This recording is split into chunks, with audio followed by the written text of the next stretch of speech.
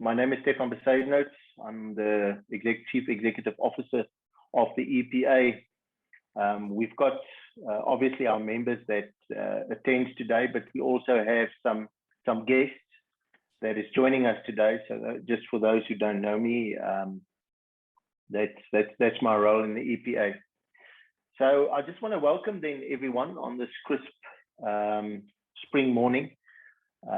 I personally love this time of the year because it just holds so much potential for the rest of the year. But often, at least from my perspective, I experience it with a bit of trepidation because I quickly realize that such a large chunk of the year is already gone.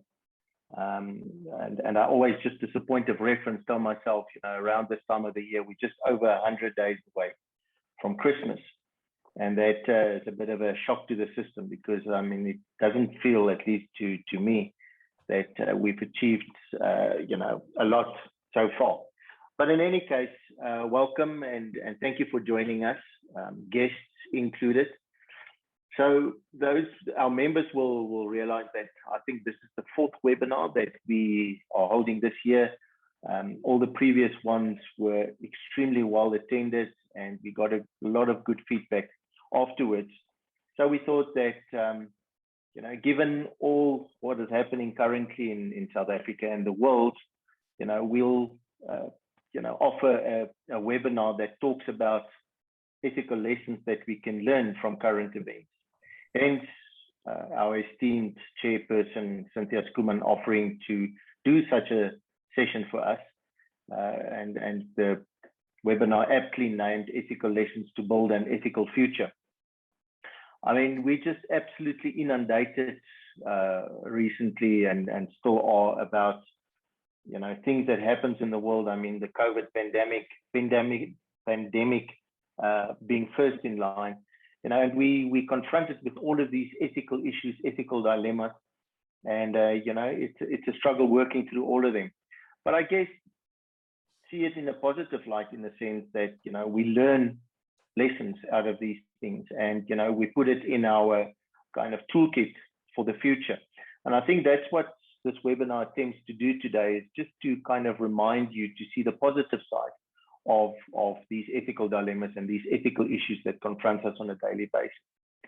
So I'm then going to ask Cynthia over to you, and if there's any questions or any technical issues, Sarah is supporting us, so she's going to assist everyone from a technical perspective.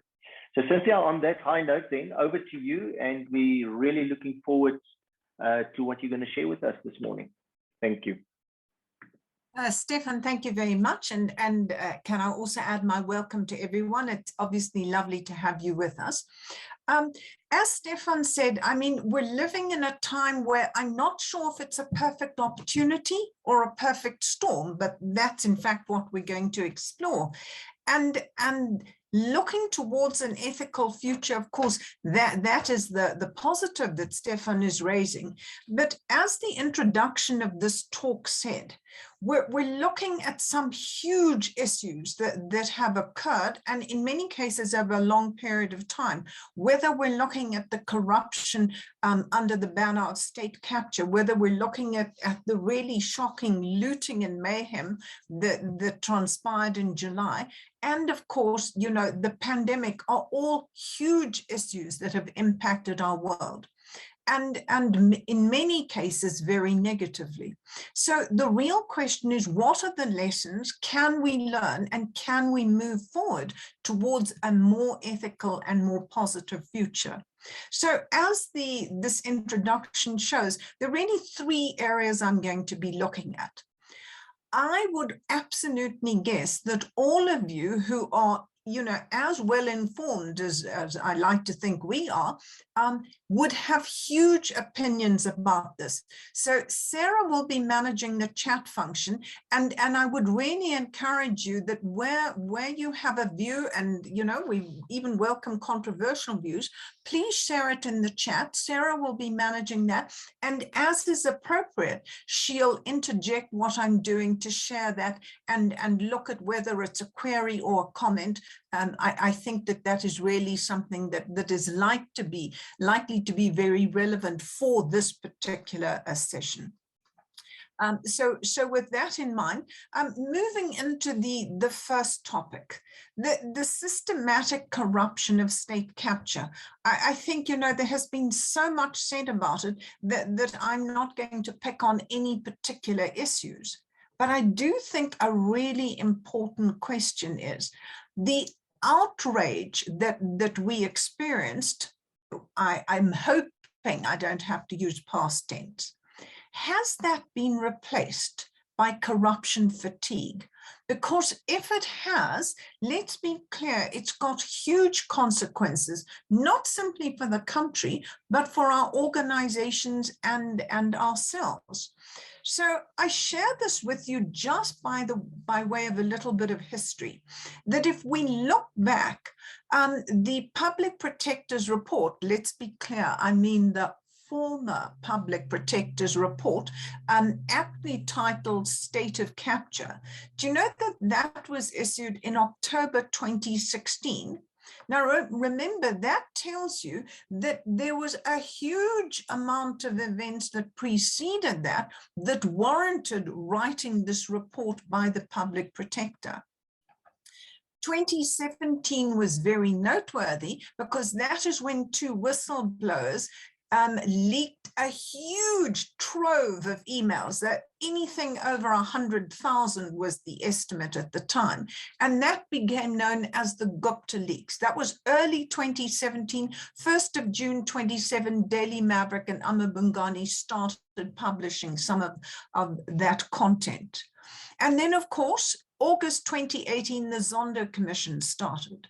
So if we look at those as milestones in terms of this state capture corruption saga, it has been a very long time. And I say again, 2016 was not the start date. So it would be reasonable that given the deluge of revelations we faced, that honestly, we just say, I'm actually over it. So there are quite a few polls in this first session, and I think that I obviously would ask you to do them because I think the results will be very interesting for all of us. So in this regard, the first poll question is exactly this question. Has corruption fatigue replaced corruption outrage? And as you can see, Sarah will launch the poll. There are three options. Yes, among the majority of people. No, most people are still outraged. Or yes, but only among some people. And Sarah will run that for a moment, and we'll see how the results come out.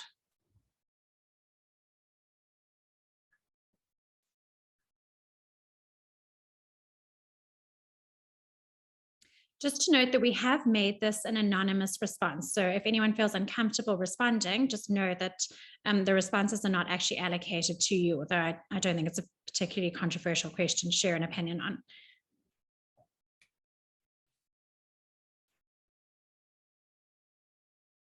I think let's give that just one more moment. Yeah, we've got numbers climbing.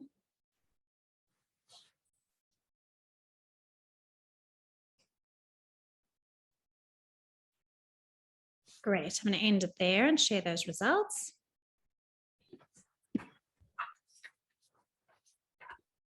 So yes, corruption fatigue has replaced corruption outrage, 53%, as you can see. If we add yes, but only among some people, we've got another 29%, and only 18% say no, most people are still outraged. Now, again, recognize that attending this webinar by definition makes you a select sample because it means you have an interest in ethics. So you are or should have been or did focus on these questions. So I think that is, especially the 53 plus 29 together, I think it's a very troubling result. Thanks, Sarah. We can exit that. I think that's a very troubling result. And the question is, if you accept that result, I grant you it's a small sample. What should be done about it? Now, I don't think there are magic solutions, and there are so many issues in terms of these three topics that I'm not going to be drilling down into all of these issues. What I really hope you take away from this session is not some perfect magic wand answers. We wish it were that easy. But what you can, and I hope will take away from this, are some really crucial questions that you can take time to explore in your particular organization. Has corruption fatigue replaced outrage? The majority of you, by a huge margin, think so. That is very problematic, that we're going ho-hum about corruption, and there are many examples we can use to illustrate that. Does need to be addressed. If we move on beyond that, another key point that comes out of state capture that should be a lesson is that the scale of corruption is so enormous that it is likely to have impacted almost all organizations. I can't think of organizations that somehow would be uniquely exempt from having been impacted. And of course, the graphic is making a key point. This is a huge influencing factor in our context, and it matters, and it's having an impact. So here again, I'd like to pose a poll question to you. What has your organization done as a result of the massive corruption in our country? And again, you know, I do recognize that there's corruption in many countries. We haven't, you know, we're not the only country, but the scale of it and the extent of it has been really, really astounding. So I've given you quite a number of options here. As you can see, there are 5 options. Sarah, if you'd like to launch that, because the impact in your organization really is a given. The question is, what are you doing about it? The impact, of course, I'll chat to you while you complete this poll. The impact, of course, is exacerbated by your view that we are facing corruption fatigue. Because all the more reason to ensure that we're actually doing something meaningful to counteract this massively negative force in our context. So Sarah, I'll wait for you to run that and then we can continue. While you're doing that, let me encourage you to please pop your comments in the chat and we'll get to them as we move through the talk. The time always seems to go very quickly for just this hour session. So Cynthia, we've actually had an interesting comment come through while we're collecting these. And so Khali has mentioned the PPE scandal. And I think that, you know, in terms of outrage, that's something that should have lasted a lot longer. And that's really exactly what you are talking about. Yes. I think that that's such a good example, because here we're looking at a major crisis in the world. And we're using a major crisis, suffering, people dying, and we're using that to loot. We're using that to you know, look at corrupt deals. Okay, Sarah, thank you. I see you've closed that. Again, I'm not saying that, well, I am saying that you're a select audience. So the 26% say little or nothing. You need to have a look at that. That's not obviously a great response. The increased focus on strengthening ethics and the increased focus on strengthening ethics as well as enforcement and consequent management, those are very positive responses. In many organizations, there's a knee-jerk reaction to focus more on looking at preventing misconduct, at investigating misconduct. But there's often far less focus on the positive element of strengthening ethics. And of course, the combination, that last option, is exactly where you'd want to be. That it's not only about better enforcement and better consequence management, that in a best practice scenario, absolutely should be accompanied by initiatives to strengthen ethics as well. So more encouraging, apart from the 26% who are saying little or nothing, a question to take away from that for sure. Moving on from that, and Sarah, feeding exactly into the comment you just shared from the chat, that one of the ethical issues that has emerged from the whole era of state capture are the whistleblowers. And honestly, such good work has been done in this area, and I'm illustrating the good work here.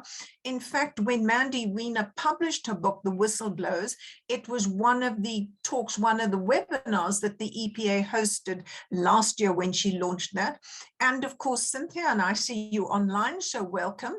Can I acknowledge that your book has also just been published?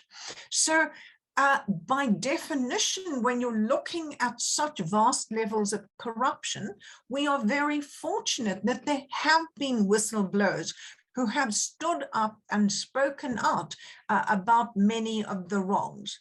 So much recognized, but what has come out so very strongly is the hardship and the risk that is associated with whistleblowers. Of course, rationally, we all understand the value, but the risk is just enormous. And this brings us to the very tragic case of Babita Deokaran. She was a senior Gauteng Health Department official. She was a key witness in the Special Investigating Unit's probe into irregular procurement of PPE. And as I'm sure you saw in the news, she was murdered on the 23rd of August, 2021, as she got home from having dropped her daughter at school. And of course, we have looked in shock and horror at the many hardships that whistleblowers have faced. But this just again brings it into chillingly stark focus. The president's address, 30th of August, whistleblowers are the guardians of our democracy. And indeed they are. But when we look at whistleblowers, this is an ethical issue that has come out so very strongly out of the depth and breadth of corruption in our country. And it really cannot and should not be ignored.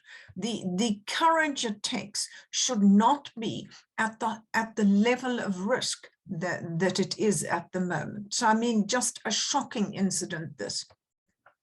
So I'd like to explore that in the next poll question.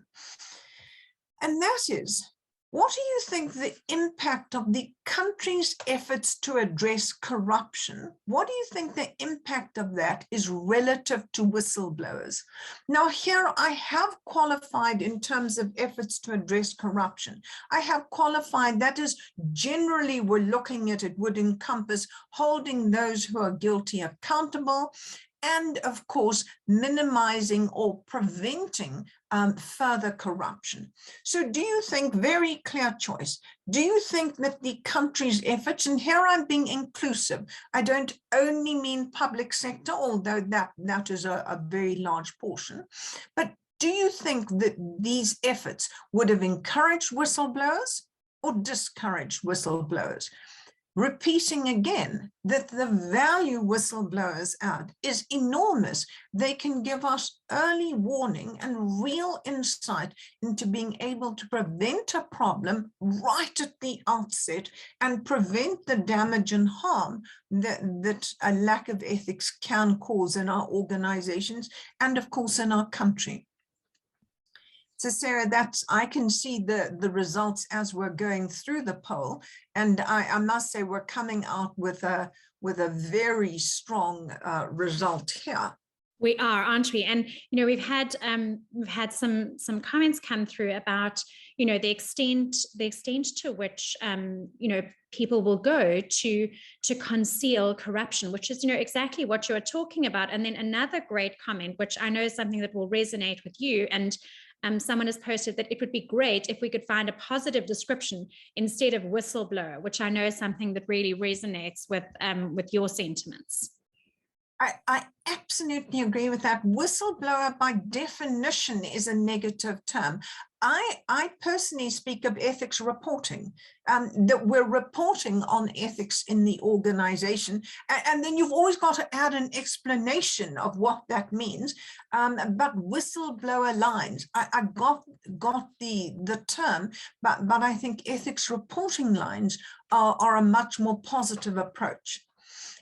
In terms of the results, thank you for that, Sarah. I mean, you can see Sarah's now published the results. And let me tell you, I am surprised, actually positively surprised, let me add, to see that 26% of you think that the country's efforts to address corruption have encouraged whistleblowers. I think there is so much evidence to the contrary. And of course, the majority view at a 74% view is very strongly that it has discouraged whistleblowers. So a really important issue, whistleblowing, in this whole era of state capture. And here are the key questions that I posed to you that I think you should be taking to your organization. I'm not doing them as a poll, but I posed them to you for your consideration. And important questions. Does your organization really recognize the value of whistleblowers?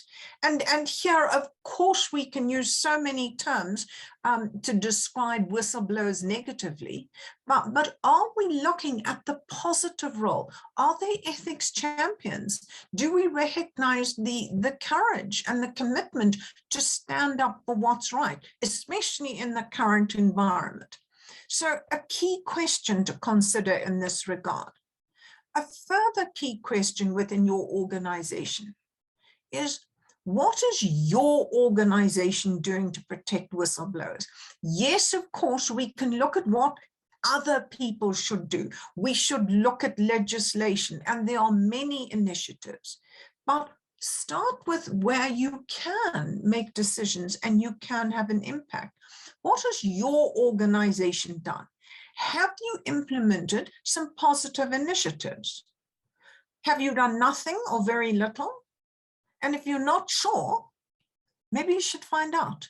And again, it doesn't mean that these issues are within your realm of responsibility. But in terms of building an ethical culture, having access to timeous information when there is misconduct or potential misconduct is invaluable to be able to prevent it and also at an early stage. So these are really core questions that if you can create that environment of trust, if you can introduce positive initiatives that would allow people to speak up and feel safe about it, it can be hugely beneficial. Cynthia, can I just stop you there? We've had a very, we've had a comment come through from Cynthia Stimple saying that she likes the idea of ethical reporting, which is great. And then one from Carolyn Chalmers saying that, and I think it's an important point. She's saying that news stories about the murders of whistleblowers don't help, of course, other than to galvanize legislators to improve protected disclosures. And so I think, that could be one of the benefits around the news that we see being highlighted. Yes, thank you. Those really are valuable points. Do you know what, as an aside, I mean, before I move on to, let me just go back here, that as an aside, I read such an interesting short report in the weekend, in Sunday newspapers, actually. And what it was looking at is, as I'm sure you're aware, in the USA, there are in fact rewards for ethics reporting on unethical conduct. And there was a very interesting study done over a period of time, and a comparative study looking at whether the reward encouraged false reporting in pursuit of not trying to get the reward. And the research found that it absolutely didn't, that there was no evidence, that statistically this did not prove to be the case. Now, you could get technical in terms of looking at that insight and saying, Cynthia, hold on a moment, you know, the national culture is very different in South Africa and other organizations. And I'm not for a moment suggesting that we reward whistleblowers. I think it's a very tricky issue to do, especially in a country that's experiencing rampant corruption. So I think it's a very tricky move, but I feel like saying, you know, how many more people's lives have to be destroyed until something meaningful is done? Now, we might not be able to change the law today, but within our organizations, this should absolutely be something that we're focusing on at the highest level. So thank you for those comments. A final issue I'd like to share with you about state capture, and maybe not an obvious one, is the question of loyalty. For me, has obviously a key ethical value, but has come out so very strongly in so many different ways. And so I looked at it in terms of almost the loyalty among thieves, that where you have colluded with, where you have benefited from cooperating with someone else, there's what I'm calling a binding cost of corruption, that where that deal gave me a kickback as well. Can you see that what that kickback did is it entrenched loyalty and it bought my silence? So that loyalty, I know we speak about thick as thieves, but that loyalty among thieves is really a factor that closes ranks and prevents that information coming out, which can, of course, just exacerbate and continue the corruption. A key question, I'm not going to go into politics in depth, but I think this really cannot be ignored, is, of course, loyalty is a great trait. We would want you to be loyal to your family. We would want you to be loyal to your country, to your organization. But what we have seen is that when you're in a position of huge leadership, does loyalty to your political party trump loyalty and the far greater loyalty to the country, given the mandate of the role? And here, can you see that when we're looking at loyalty to different parties, when I have loyalty to my family and loyalty to my organization, when those two sources of loyalty exist in the absence of ethics, in the absence, for example, of a value like honesty, can you see that we can easily land up in a situation of conflict of interest where the loyalty is not, if you want, mediated by an overarching set of ethics? And finally, the question of loyalty versus ethical and effective leadership. I mean, we all know King Ford defined corporate governance as the exercise of ethical and effective leadership. But when appointments are made and promotions are even made, not because of ethical and effective leadership, but because of some sense of loyalty, can you see that loyalty is moving from being a really wonderful ethical trait to being something that leads to great dysfunctionality, if not a lack of ethics as well? So for me, a theme that has maybe not that prominent, but has come through very clearly in terms of the whole state capture issue. Moving on from that, Sarah, I'm not sure if there are any other comments you want to do before I move on to the next section. Yes, I think, we've had a great comment from Dudu, and she said it's usually loyalty to individuals within a party more than to the party, which I think is, it's a variation really on what you are saying, but it's a very important distinction. And, she says the party as an institution usually has different values to some of the individuals within a party. And it's that whole thing of, organizations very rarely espouse bad values. Exactly. And Dudu, it's a great point. And of course, what it speaks directly to is that where you have a ruling entity and there is deep factionalism there, can you see that the negative impact of that ripples outside of the party and impacts the country, its institutions and its citizens, and was arguably, I'm not going to explore this point, but was arguably a huge factor that gave rise to the instigation of the July 2021 looting. So looking at the ethical lessons from this, I state again that there are so many lessons we can draw. Yes, Sarah? Sorry, there was just, just continuing on that previous point for a moment. We just had Duncan's made a comment, and I think the last sentence is again just something that really we would serve well to reiterate. And he said, people replicate what they see being recognized and rewarded. And it's something that you cover quite a lot, but it's a very good point relative to what we're talking about. Absolutely. And it is absolutely key, and this works from a personal level right through our organizations to our citizens. Great point, Duncan, yes. The ethical lessons from our looting.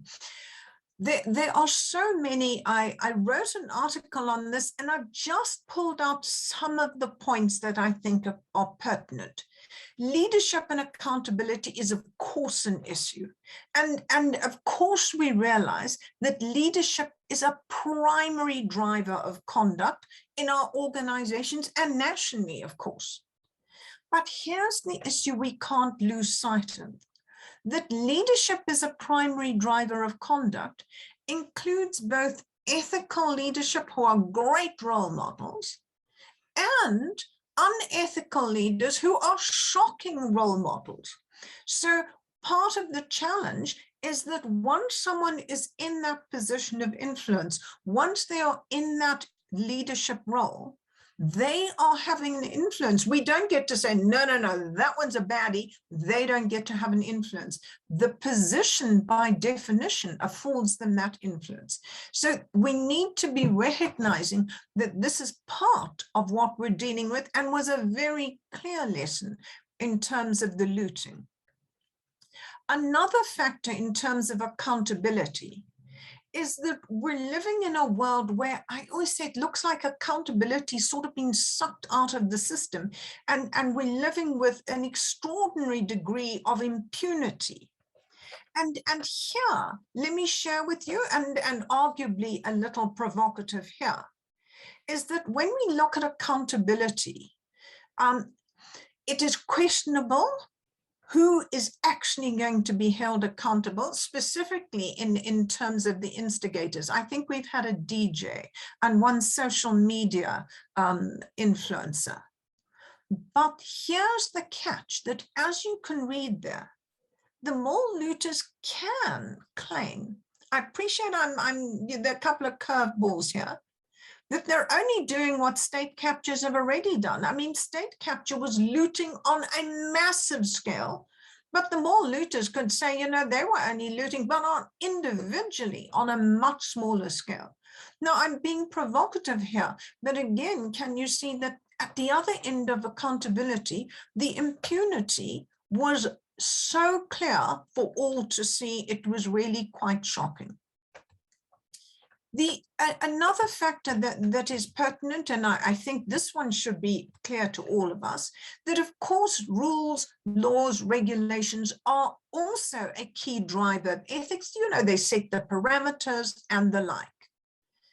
But again, as I just mentioned, in the absence of any consequences, in the absence of people visibly being held accountable, can we be clear? It's not just that we then have an absence of accountability. The laws, rules, and regulation themselves are undermined. I think a point here that we often lose, though, is that laws, rules, and regulations, yes, of course, they serve, as I just said, to set that boundary of what's acceptable and unacceptable conduct. But can we also remember that laws, rules, and regulations preserve and protect values?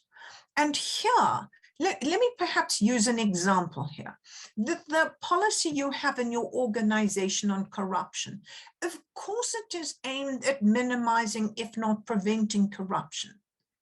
But can you see that what it's also doing is upholding the values of honesty and integrity? Do you know, we go so far that if we were reviewing our policies, we would often, in those policies, remember policies tell you what you can't do, we would often as a first sentence say the bribery, fraud and corruption policy is in pursuit of upholding the values of honesty and integrity. Then we go on with what you may not do. So that is such an important role.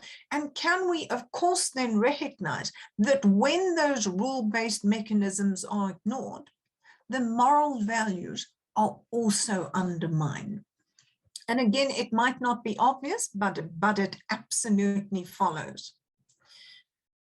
Another point that I think has got implications that we should be taking into our organizations is that there was so much, understandably, emotive issues, so much emotive reporting out of this, that it was very easy to fall into that trap of there being goodies and baddies. Now, let me be clear. I think there really are people who fall into both end of a spectrum. I think there are people who would regularly and who would always stand up for what's right. And I think at the other end of the spectrum, there are those who will not only do bad things, but seek out every opportunity. But that is a very crude categorization. It's much more nuanced, it's much more complicated. And crucially, what that does, that sort of stark binary view does, is it ignores that middle group who are perhaps ambivalent and who can be influenced either to what's right or to what's wrong. And so I think this should be a takeaway of not categorization, goodies, baddies, but how can we influence it? Here again, I would have shared with you previously that ethical choice always precedes action, that the choices we make, the choices your employees make, the choices your organization make, not only precedes action, but of course shapes action. So the focus on choice is always paramount. But here's the, yes. Sorry, do you want to finish making your point? But we've just got we've got a great comment that I think relates so closely to this whole concept of ethical choice precedes action. Excellent. Let me finish the point here, because that ethical choice really warrants our attention. If we want ethical action, it doesn't help to stand and correct the action. We need to be looking at how can we influence that choice. And here's a tough point, especially related to the looting, that can we remind ourselves that only in circumstances of coercion is the individual denied that choice. Now, those looters would certainly have had a call to action. And there would have been and could have been many personal factors that might have influenced their choice. Poverty, desperation, really tough factors. But actually, they all had a choice, excepting in circumstances of coercion.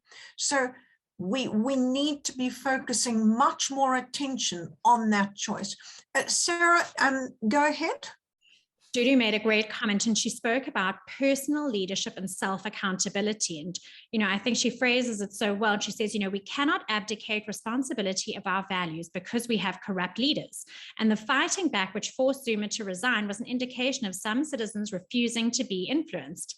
And I think, long road, but it's such an important example about the role that ethical choice makes in our personal outcomes. Exactly. And of course, it easily prompts the question of saying, yeah, well, I'm making the right choices, but what difference does it make? And then I think we should all pause and we should recognize that all of us are a pebble in a pond. And what we perhaps don't focus on nearly enough is who do we impact? our friends, our family, our community, our colleagues? Do we even know who looks up to us? Do we even know who references us as a role model? We probably don't. But that personal choice that you don't have evidence that your positive choices are making a difference doesn't mean it's not making a difference. So a wonderful point. Absolutely. Thank you. And here I really stress the point around managing ethical ambivalence, that if we're looking at what comes out of this, what are the lessons that you should be taking? Organizations specifically need to recognize that middle group that, as I'm using the term, may be ethically ambivalent. Now, this doesn't mean that they're baddies or goodies. For whatever reason, they can be influenced. And your ethics management program should intentionally and specifically be aimed at positively influencing this group. I'm not going to put percentages on a bell curve of how many people are, inherently absolutely good or inherently absolutely wicked. But it's likely that that middle group might be somewhat larger than either of those groups at the end. So it warrants really focusing on, we have a group in the middle that can and should be influenced. And of course, the obvious question follows, what are you doing about it? And as those of you who've heard me speak before will know, I'd often say, the answer shouldn't be nothing. Where to from here is such a difficult question. We can look at this and say, honestly, that was July. Thank goodness it's over. Can we just move on? I'm not sure it's as simple as that. My issue of visible consequences is not ignoring the other drivers of ethics, but where we have such blatant breaches of our laws and rules and regulations, of all our moral values, if there are no visible consequences, that in itself will fuel other consequences. This view that ethics is a necessity. When we're talking about tackling corruption, it's not quite saying the same thing, but I like to have a positive view on this. So I'm looking at it that ethics is a necessity. It can decline. I think the issue of ethics as an illusion, if I did a poll on this, I think it'd be interesting to say, to what extent is ethics an illusion in our country? And by illusion, you can see I've qualified it there. So it's something we speak about, they're not actually real. Or an interesting perspective on ethics, is it a luxury? And by luxury, I mean, let me use an absurd example that you might look at the, I don't know, Louis Vuitton handbag and say, oh, it's a luxury I would love to have, but I just can't afford it. So luxuries, ethics are luxury that would be great to have, but, in current circumstances just can't be prioritized. And so if there are no consequences, there will be consequences for that absence. And here, falling into ethics being an illusion, falling into saying, actually, you know what, we just can't afford the luxury of ethics. And unquestionably, it will fuel blame. And that is another whole conversation in its own right that I'm not going to dwell on. And here it comes back to the point Dudu just made about your personal impact. I'm extending it to the organization here, and I've posed this question quite regularly. What is your organization doing to strengthen the moral compass, not only among its internal stakeholders, but also can you see that you have huge influence among external stakeholders well? What are you doing to strengthen ethics? And again, this can be done in such positive, cooperative ways.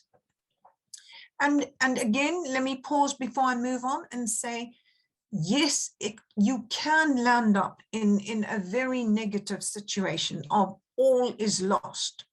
But if someone doesn't step up to make a difference, why shouldn't you? The ethical lessons from the impact of the pandemic, again, this honestly introduces a huge swathe of factors. So I really had to look very hard at choosing some that I thought were absolutely pertinent. And here I think the hybrid workplace is a key issue. I think we're at that stage where, yes, of course, we're managing virtual employees, but we're starting to look at what would a hybrid workplace look like? How should it be configured? And here, if I can make a recommendation, there's a lot of stuff being written about the hybrid workplace at the moment, but I found Linda Grattan's article, which is in, I say the latest Harvard Business Review, but I mean, you can get it online, but if you're buying a hard copy, this is the latest one available. It's a very, quite a short article, very to the point of how to do hybrid right. And I think she writes extraordinarily well, and I think her work is really very noteworthy. So I'd like to share a couple of points from that I think are very noteworthy, that if you're looking at this, these are important decisions. And one of the points that I think she makes so extraordinarily well in the article is to look at if you want conceptualizing work arrangements in terms of place and time, in terms of where and when. And so she designed this model, forgive that vertical axis, it's meant to read constrained, unconstrained, and of course the bottom axis, the horizontal axis is time, and the vertical axis is place. And of course, what she recognizes is that the traditional office is what we've all been accustomed to, this sort of 9 to 5. But that there are other options that we should be recognizing. In terms of time, completely unconstrained, in the office, anytime. If we're looking at place, being totally unconstrained, then we're saying anywhere, 9 to 5.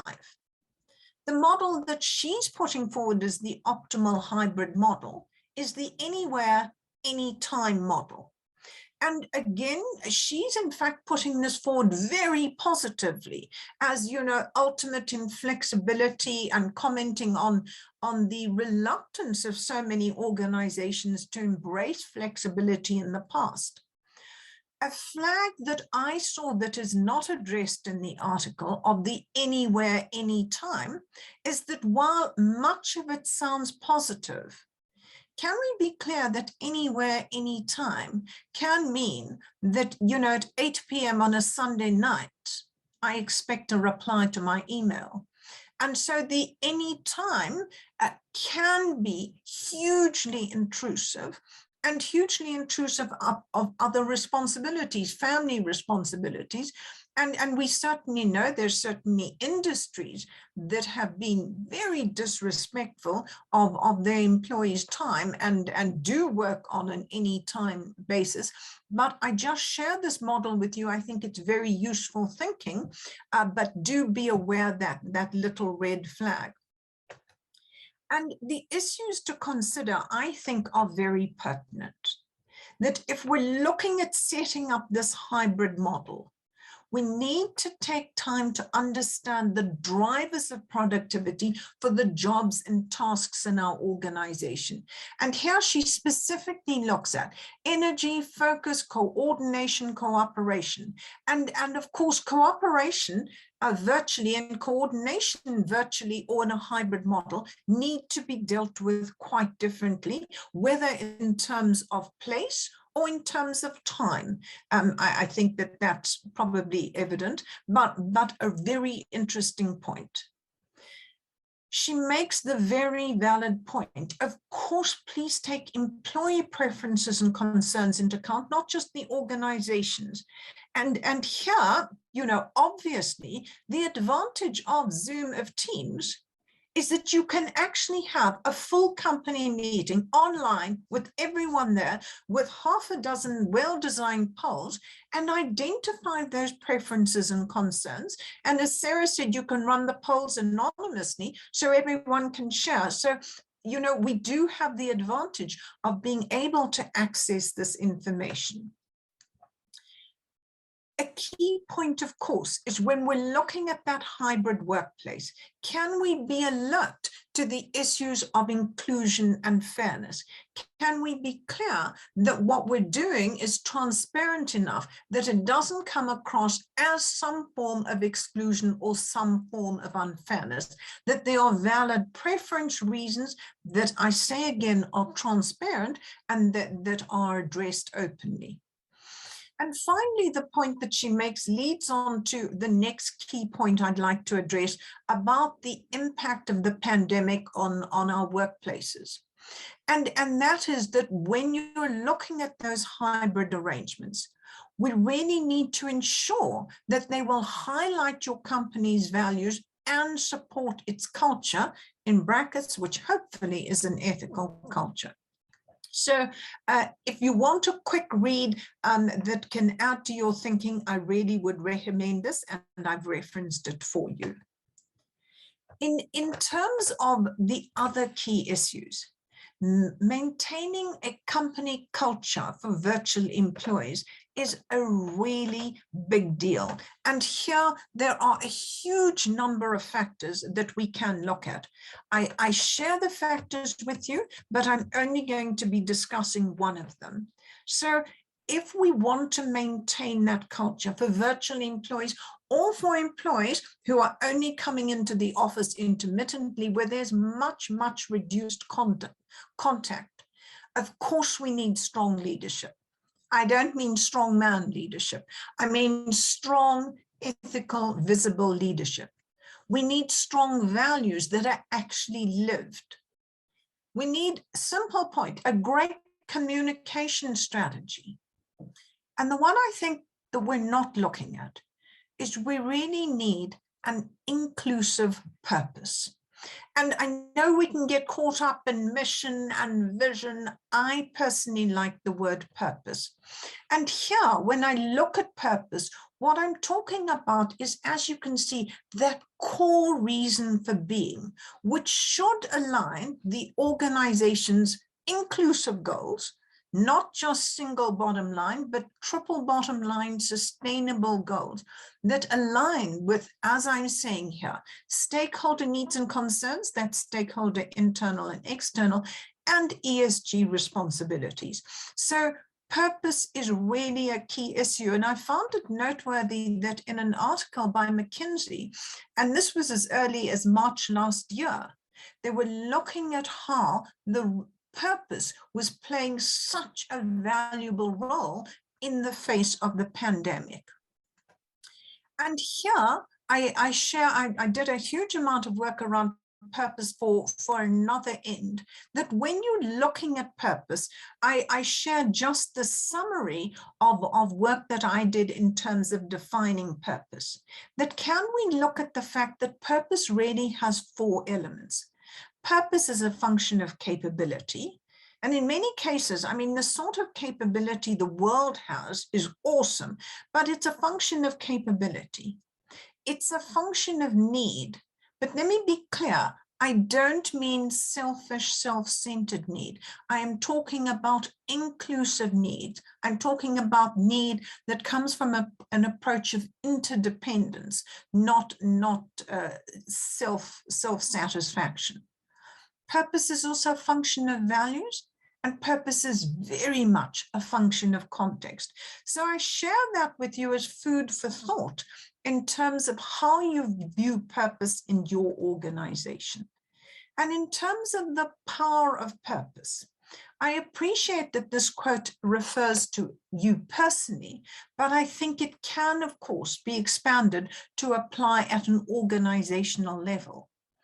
And I highlight for you that this was in fact used in a 1940 address at an annual convention in the USA, that your future is not going to depend on economic circumstances or outside influences over which you have no control.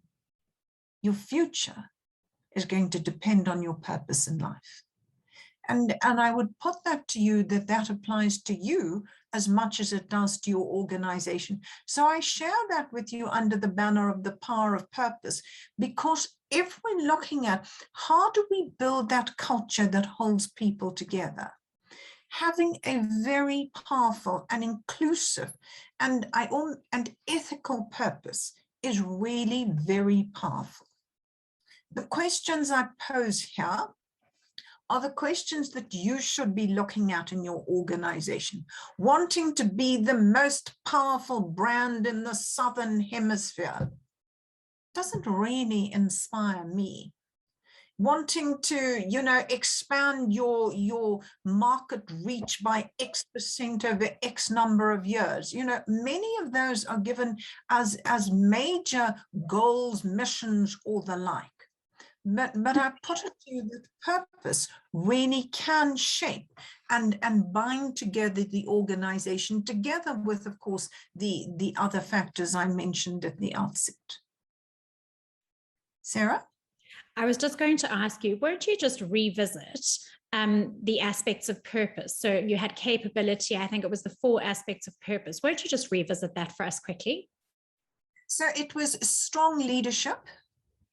It was strong lived values, as a great communication strategy, and a powerful purpose and an inclusive purpose. So the strong leadership, obviously, I mean strong ethical leadership, and the values, at the risk of ruining my own timing, I'm in terms of reading, I'm a John le Carre fan, and for those of you who know him as an author, I mean his best books were always about the Cold War and the classic era of the West versus Russia, and one of his famous books, as you will well know, is The Spy Who Came in from the Cold. And it's an unusual analogy, but it's an interesting analogy to play with, that if you're looking at the spy, I'm not quite saying the spy equates to the virtual employee, but if you look at the spy who's now, in deep, dark Russia, having to deal with all these challenges, entirely remote, entirely cut off from everything that person stands for, holds dear. How do they stay true? How do they stay true to their purpose, to their goals? And actually, if you look at it, there's almost always strong leadership. There's not only strong lived values, but the values are supported. You could use the word ideology rather than purpose, but that bonds together, that there is a reason for being, that there is a goal that is bigger, much bigger than oneself. And so when you add that purpose and the values and the leadership, it is, as I say, an interesting analogy, a different one, I grant you, but an interesting one, and a useful conversation to have around the impact of these factors. I'm conscious of time, and so I'll understand if you have to jump off in a couple of minutes. I should only run over by about a minute or so. A core board issue in terms of the pandemic that really cannot be ignored is the question of mandatory or voluntary vaccines. Now, it's interesting to note, I thought it was interesting, that 1853, the world's first mandatory vaccination. And so, this is not, the question is therefore not new. I appreciate the vaccine is for something else, but it's not a new question.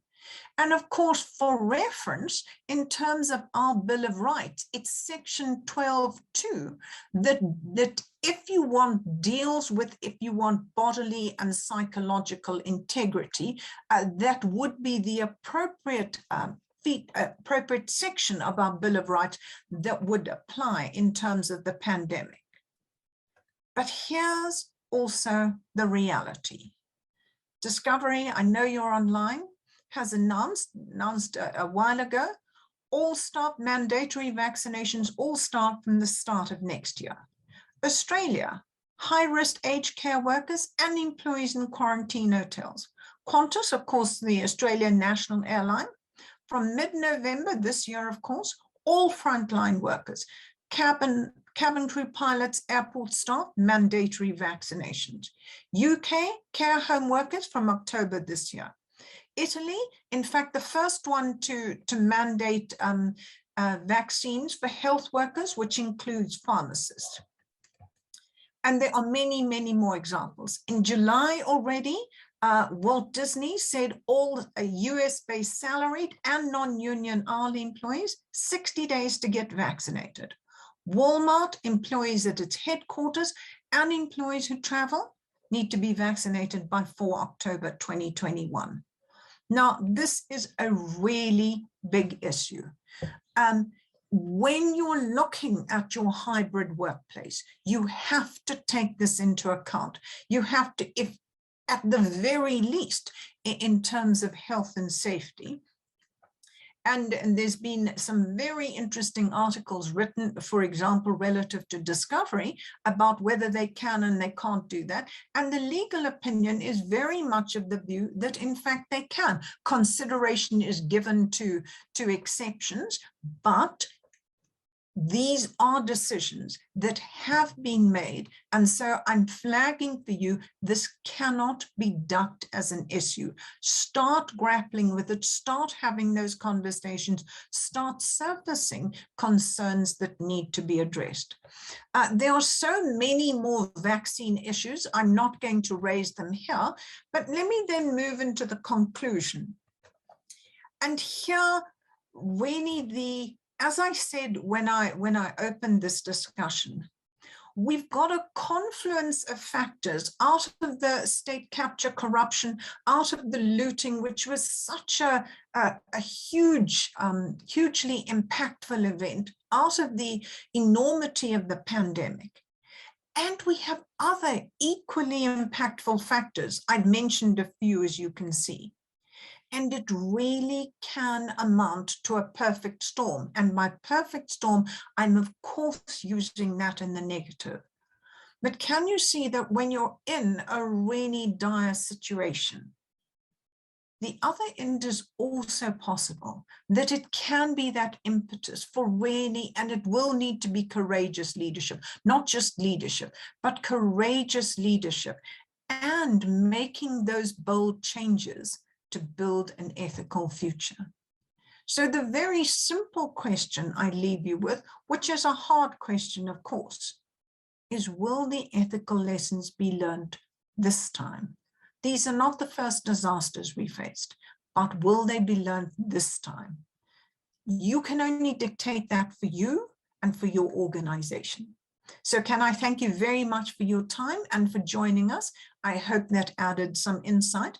Sarah, I know we're up on time, but I'm not sure if there's anything you wanted to add at the end.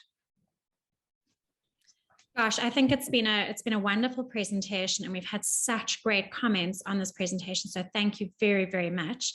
And I think really, the comments have tied into much of what you've been saying. Dudu made a very insightful comment about how the nuances of the South African racial issues must be truly addressed in tandem with ethics. And, she referenced some of her insights around the looting, but I think it's a very important point. And, you then followed on to discuss purpose, and Duncan commented on how, rules and regulation often trump ethics, and ethics is viewed as a suggestion, but in the context of purpose, it really shows one how rules and regulations are insufficient on their own. And so, just those kinds of comments have really endorsed a lot of what you were saying. And yeah, I think that's really it. And in terms of that. So thank you. Well, can I thank everyone on behalf of the EPA for joining us? It was a pleasure having you, and I certainly hope you'll join us in future. So I hope you all have a great rest of the day. Thank you and bye-bye.